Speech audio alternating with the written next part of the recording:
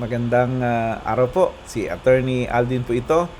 Ayan, nag-start na ho yung ating third AQ Prime Standard Chess Open na ginanap sa Ayala Mall sa Manila Bay. Yan. So, let's try po na i-analyze yung mga games hanggat maaari mapasadahan natin lahat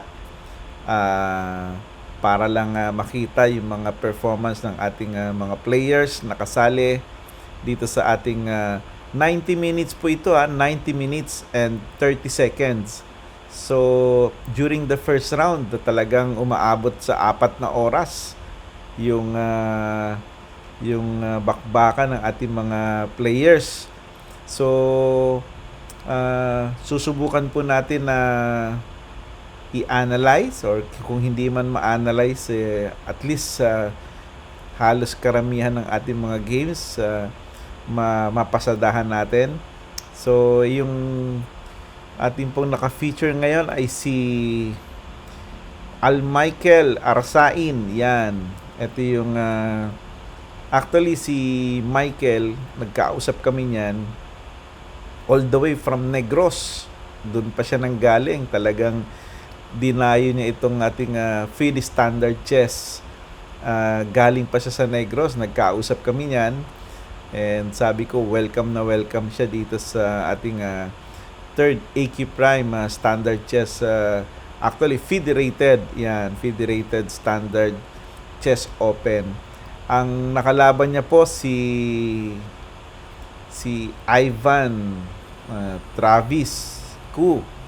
Yan, yung ating batang-batang si Ivan. So, simulan na po natin.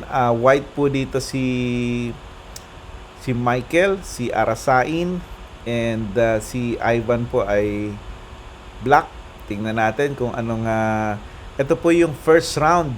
So, ito yung unang sagupaan ng ating mga players. Later on, i-analyze natin yung ibang mga players natin para at least mapasadahan nga natin lahat. So, tingnan natin kung ano yung first move ni Michael from Negros. Yan. Tumira siya ng E4. Yan. Normally, yan. Yung mga E4. Anong opening dito ni Ivan? C6. So, Caro-Kann pala to, ha? So, mahilig pala si Ivan sa Caro-Kann. Solid. So, tingnan natin anong sinagot dito. Normally, ang sinasagot dito is common is D4, di ba? E4, D4. Pero tingnan natin kung anong sunod na binuksan dito ni Michael. Yan. White po si Michael. Tumira ng C4. Talaga naman, ano? Talagang gustong kontrolin yung center, yung D5 square. Pero anong sinagot dito ni Ivan? Yan. Sabi ni Ivan, hindi ako pwede magpauna dito. Kailangan tirahan ko na ng D5 to. So, tumira siya ng D5 dito. So, ang question dito, kakainin ba yan ng C4 o hayaan lang? Tingnan natin anong next move ni Michael dito. Michael from Negros. Yan, representing Negros. Nag-push ng E5. So, para lang ma-maximize yung space ng white. Ibig sabihin, talagang ang susunod niyang ititira siguro dyan, D4 na para may suporta sa E5. Anong gagawin dito ni Ivan? Ilalabas niya ba yung bishop? Or may iba pa siyang nakaabang dito na maganda-gandang opening move? Tingnan natin. Kung magbi-bishop F5, kinain yung D takes C4. Yan, para at least mabawasan nga naman yung alalahanin. Kasi mahirap din naman kung hayaan mo na nakahang yan, ano? So, for sure dito, kakainin to. Bishop takes C4 to. Tingnan natin. Yan, bishop takes C4. So, natupad yung gusto ng white na mamobilize yung bishop. na hindi nagsasayang ng move. So, kinain, bishop takes c4. Anong next ang tinira dito ni Ivan? Pwede siyang tumira ng bishop f5. O kaya bishop f5, para at least mabuksan na yung d6. Pero tingnan natin kung anong magandang tira niya rito. Queen d4. Excellent move, ha? So, dalawa yung threat ng queen d4 niya na ito. So, isang threat sa bishop and isang threat sa e5. Medyo delikado ito yatang e5 na ito, ha? Kasi hinarangan na ng queen yung d4 eh. So, paano pa masusuportahan to? Medyo naghang yung e5. Maaga lumabas yung queen, ha? Pero sa tingin ko, pinag-isipan to ni Ivan bago nilabas yung queen. Remember, 90 minutes po ito and 30 seconds. So, talagang I will assume mahaba-habang isipan to during the game. Kasi nakita ko yung ibang mga games talagang umaabot sa 4 hours, 4.5. Ganon katindi yung standard game natin ngayong third AQ Prime. Yan. So, hopefully, may susunod pa, para at least maraming makasali and ma-experience yung long game talaga natin na inaasam. So, dito, anong sagot dito ni Michael? Tingnan natin kung anong sagot. Queen e2. Yan. To support yung e5. And at the same time, nakahang din yung bishop para masuportahan yung bishop. So, tingnan natin, ha. Okay na rin kasi nakapag-develop na siya ng queen. So, let's see kung anong next move dito ng ni Ivan. So, bishop g4. Matindi, ha. Bishop g4. Talagang sumusugod yung itim, ha. Talagang gusto niyang, ang tawag dito minsan, di ba? Removing the defender. Gusto niyang paalisin yung queen. Kasi nga dito parang overloaded na yung queen, hindi ba? Medyo maganda yung tirang bishop g4, good move. Actually, excellent move yan, Kasi saan pupunta yung queen? So, obligadong humarang yung anong ipangaharang dito ni Michael? Let's see. After ng bishop g4, knight f3. Yun. Matagal tong pinag-isipan, tong knight f3. Siguro dahil para paalisin yung paalisin yung queen sa d4. Ayan. Ang purpose niya, pero ang sinasuggest nga dito ng computer daw is instead na knight f3, dapat f3 lang. Yan. F3 lang para at least kasi pwedeng kainin to itong knight ng bishop. So, obligado. So, let's see, anong nangyari dito? Ang suggested ng computer is f3. Tingnan natin kung bakit f3. Anong next move dito ni Ivan? Kinain. Yeah, bishop takes f3. Kasi yun ang hindi kasi makakain yung queen kasi nakahang yung bishop at the same time yung e5 na pawn. Medyo overloaded nga yung queen dito. Medyo so obligado ang ipangkakain dito is g takes f3 pawn. Kung mapapansin nyo, talagang maaga nasira yung pawn structure sa king side ng white. So, hindi kasi pwedeng kainin ng queen kasi babagsak yung bishop o kaya naman yung pawn. So, obligado talaga, g takes f3. Yan. Pero kung f3 yung tinira kanina, yun yung sinasuggest ng computer, malamang walang makakain yung bishop. Mapipreserve yung structure ng king side pawn. So, tingnan natin anong nangyari after. Yan, nilabas na yung E6. Siguro lalabas na dito yung bishop. Baka magbi-bishop C5 na to.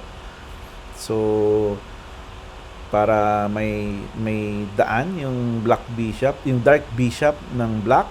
So, siguro kailangan mag-develop na rin dito yung white. Kasi ilang moves na ba to? Kailangan na mailabas na yung kabayo siguro, no? Oh, naghamon. Hinamon ng queen to queen. Maaga naghamon yung white dito. Queen E4. Actually, good move ito eh. Kasi pag medyo sira na yung structure, pawn structure, wise move to. Hamunin mo na ng queen to queen yung yung kalaban kasi delikado pag nakabukas yung king side or hindi maganda yung structure mo eh. At least kung mayroong mang double pawn, yung white, nasa center, nasa gitna. Ibig sabihin, mas malaki yung control niya, in short, rather than nandun sa gilid. Kaya siguro naghamon dito ng queen to queen si Michael. Ang tanong, kinain ba to ni Ivan or umatras lang? Pero pag aatras naman, parang alanganin, passive kung aatras yung black queen. Pero tingnan natin kung anong magandang tira dito. Bishop C5. Yun ang maganda kasi hindi siya umatras, hindi naging passive, tapos na-develop pa yung bishop. Kumbaga, well, good move yun, Bishop C5.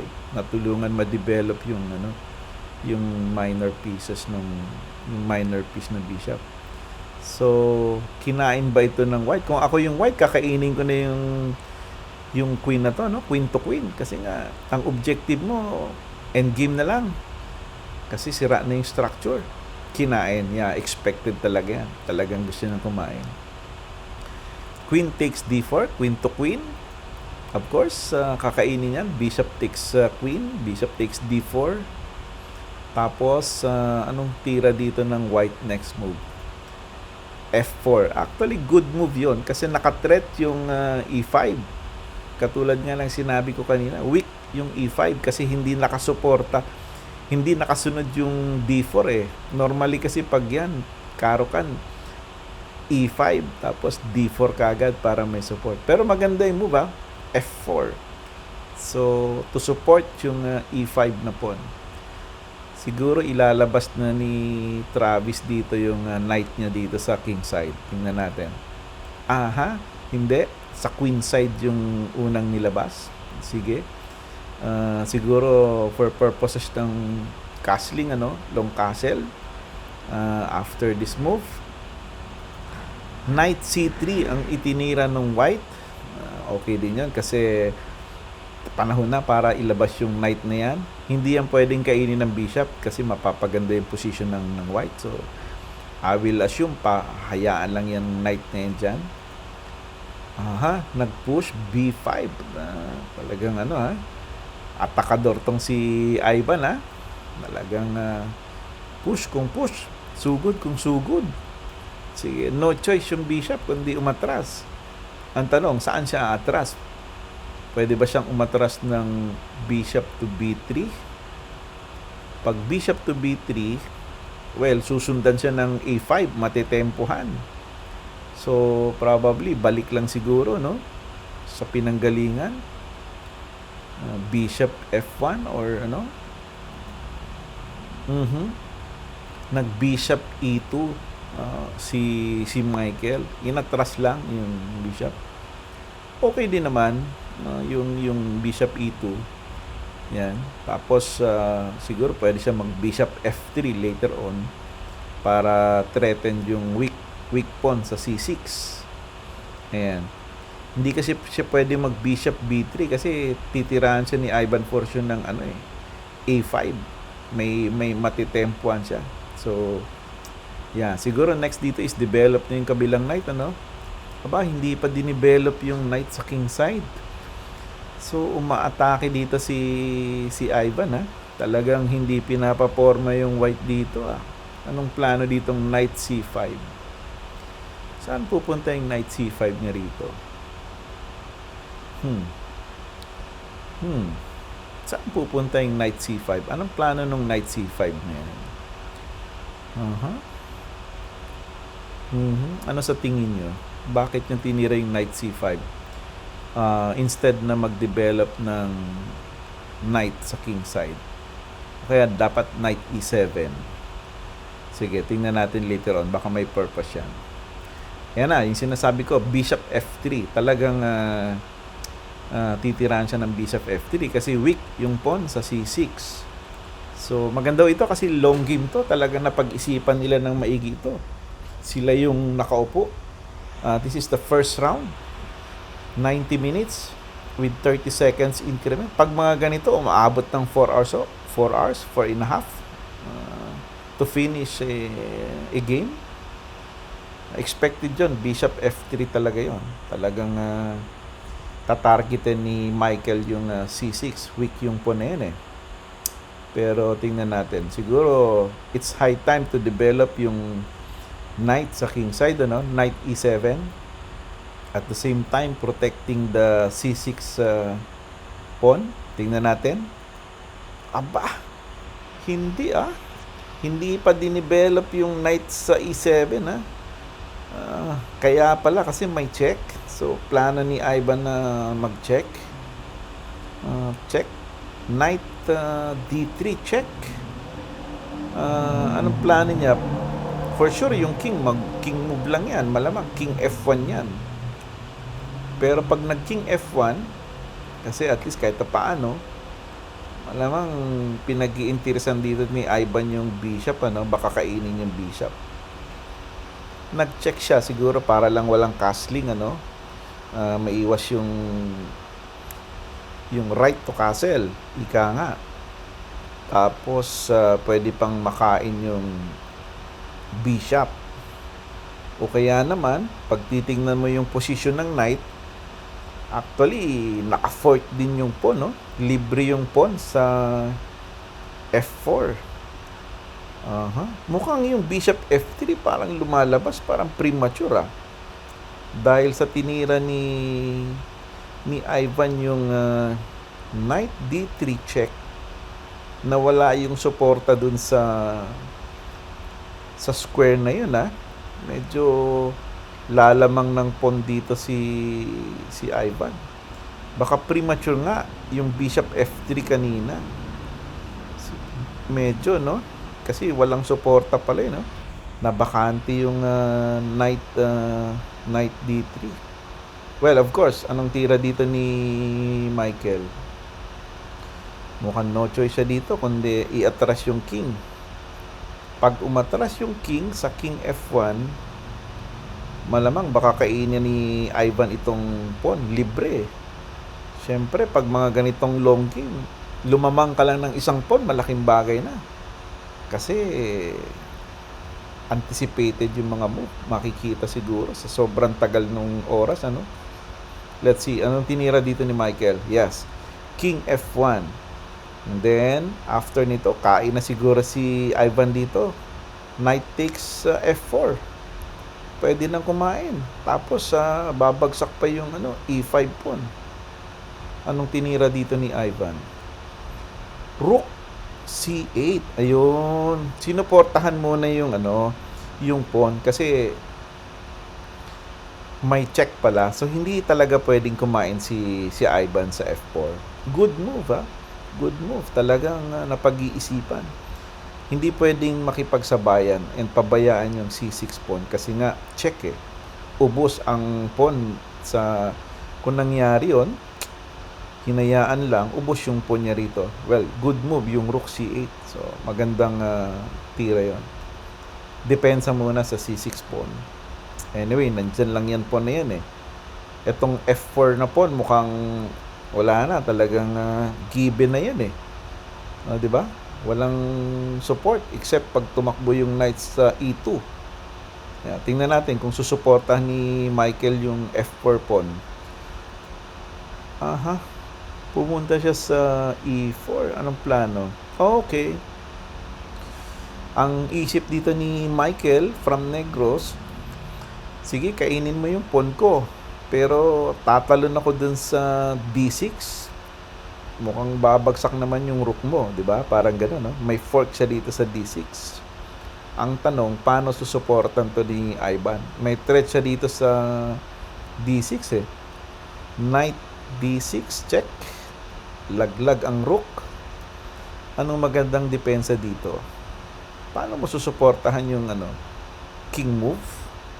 King move siguro, no? Para iwas check. Tingnan natin, ano bang tinira ni Ivan dito? Okay. Angat lang yung rook. Okay. Pero ganun pa din. Kung umangat, check. Hindi pa rin siya makapag-castling. For sure, mag-check yan. Tingnan natin kung anong tinira ni Michael dito. Ayan, check talaga yan. Sayang eh.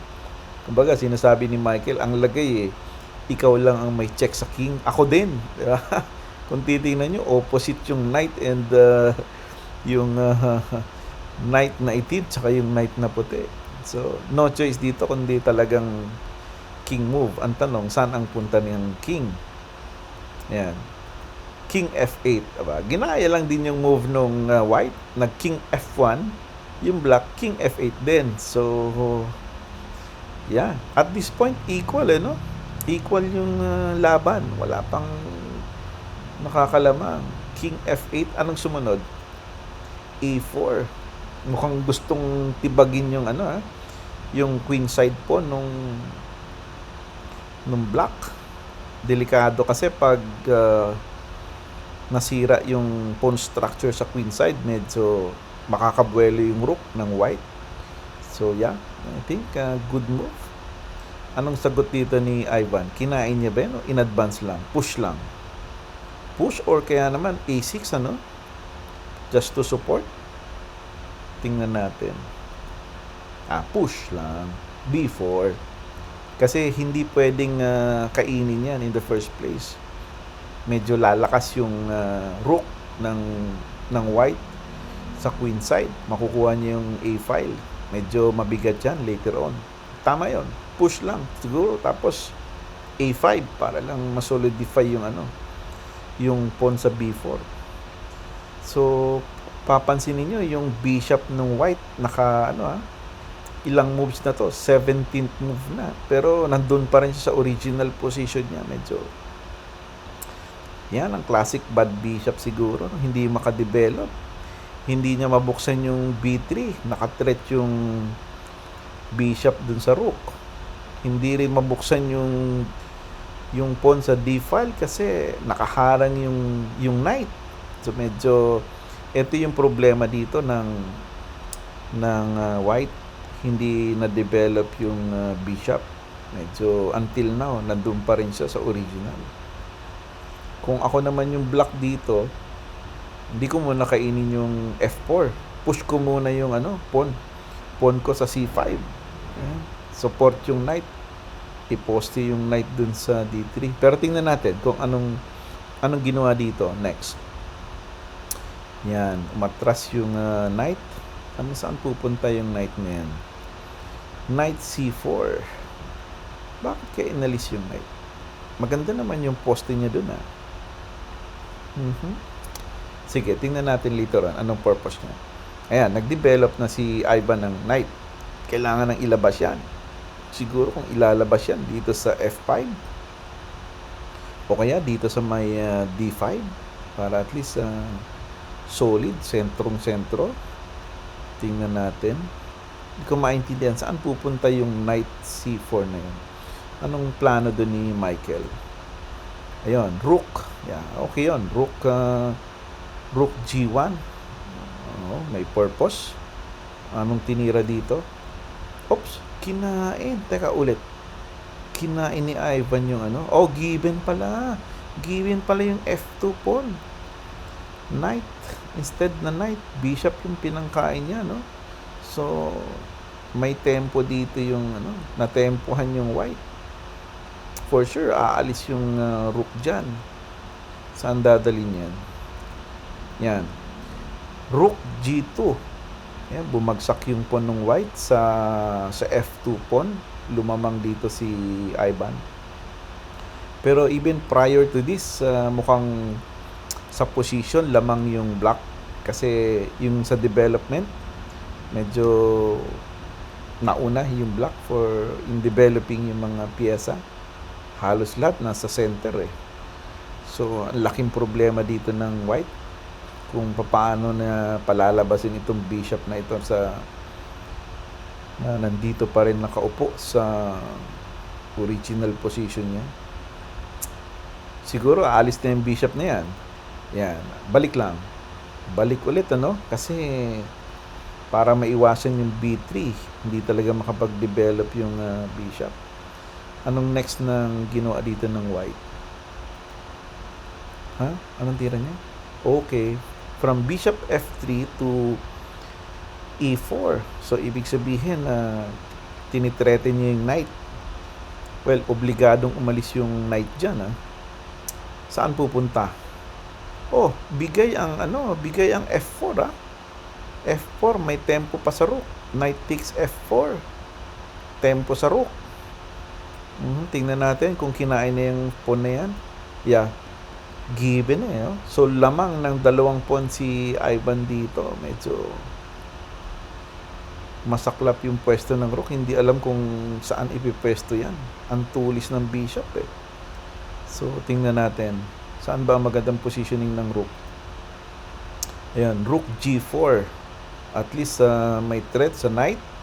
Tapos pwedeng bumukas yung bishop. Bishop takes h7. X-ray pa din yung bishop ng black. Pero sa anong ititira dito ni Ivan? Aalisin niya ba yung knight o susuportahan niya ng knight? Kasi pwede rin mag knight g6 or kaya knight d5. Tingnan natin kung ano tinira ni Ivan. Ayan, umatras lang. Kasi titira na si Michael ng d3. This time, pwede siya na makalabas ng bishop. Finally, after 22, tingnan natin. Ayan, finally, d3, nasilahin ng bishop yung araw.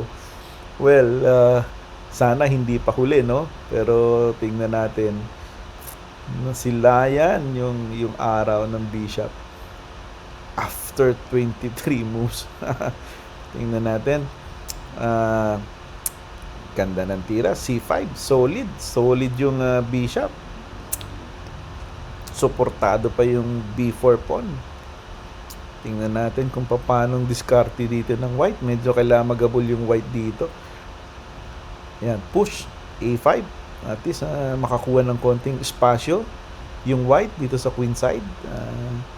And then, anong sunod dito ni Ivan ay titira?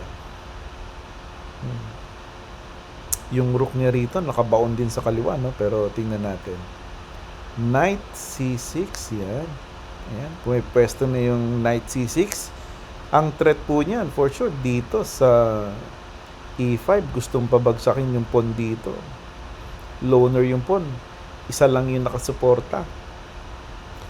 Susuportahan ba yan ng white? Magro-rook G5 ba? Or bibigay na lang yan? Tingnan natin. Kinain na. Yan.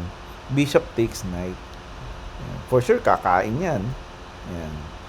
Pawn takes knight. Tapos, pawn takes bishop. Sacrifice. Ganda ng tira dito ni Michael from Negros, Imagine mo, tingnan mo. Threat yung kanyang knight sa c4. Pinakain yung knight. Kasi pag kinain siya ng pawn, ang plano dyan, kakain ng pawn, mag-o-open yung a-file. Threat pa dun sa rook. Pero paano kung umatras lang yung rook? Kainin ko. Let's say, kainin ng pawn. Kain siya. Atras lang yung rook. Pag umatras yung rook, push pawn, b7. Tapos, delikado, Atras ulit, magki-queen. So, maganda, Maganda yung sacrifice dito ni Michael, Kasi pag kinain ng pawn, kakain ng pawn, threat yung rook. Pag yung rook bumalik sa c8, pupush yung pawn. So, no choice yung rook, kundi either rook b8. Saka bababa yung rook dito sa e8. Obligado. So, maganda yung sacrifice na to, dapat siguro wag kainin to. Or pag kinain niya, pawn takes knight, pawn takes pawn, instead na bababa yung rook dito sa c8, rook b7. Kaso laglag, mag-check dito, rook e8. O pwede pala. Pag nag-check, cover lang yung rook, may knight supported nung knight, pwede. So pwedeng kainin to. Tingin ko dapat dito kainin na. So siguro ang solusyon dito, pawn takes, rook b7. Pag nag-check yung rook sa e8, baba lang yung rook, suportado ng knight Tingnan natin kung nakita to ni Ivan, kung anong gagawin niya rito.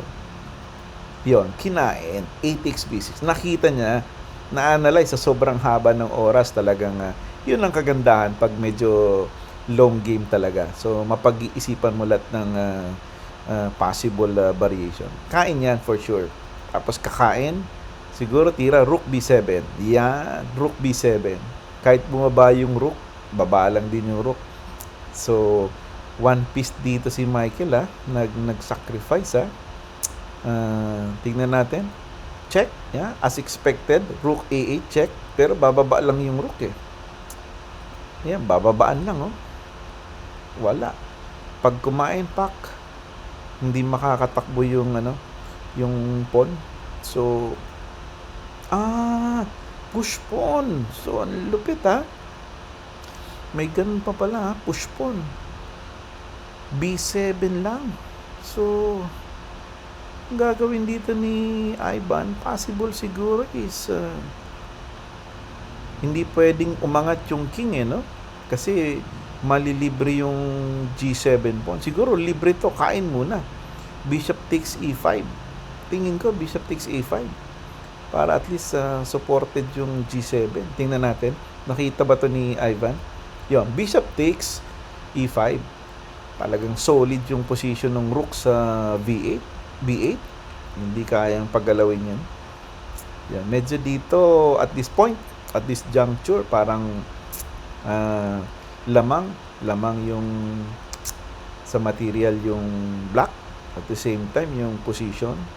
So, after 29th move, yung bishop, pansinin nyo, nandun pa rin siya. So, wala na, natulog na yung bishop dun sa C1. Let's see kung anong next move dito ng white. Saka lang lumabas yung bishop after 30th move. Bishop F4. Actually, pwede nang kainin yan Ano ang rule? Pag lamang ka, daanin sa yaman. Simplify. Siguro, dapat kainin ni Ivan. Bishop takes F4. Of course, yan yung mga basic concept natin Pag lamang ka na, daanin mo na sa yaman, di ba? O kaya naman, the process of simplification, ika nga, di ba? So, of course, kakainin niya ng rook. Tapos, angat na siguro yung king, King E7 yan. King E7. At this point, wala nang pag-asa mag-queen. Medyo nahuli lang yung white sa development. Naunahan siya nung black. So, late na masyado na develop yung pyesa ng black. So, ituloy na natin. Of course, may threat sa knight. Saan pupunta yung knight? Angat lang. And then, push. Kain na rin siguro yan. Kain. Yes, kain. Rook takes. Siguro, dapat kainin na tong pawn sa B7. Para wala nang kakaba-kaba. Of course, kinain na yan. Rook takes B7. And then, rook takes D5. Siguro, F6 lang. Para at least maintain sa sentro yung knight. Good. Good move. F6.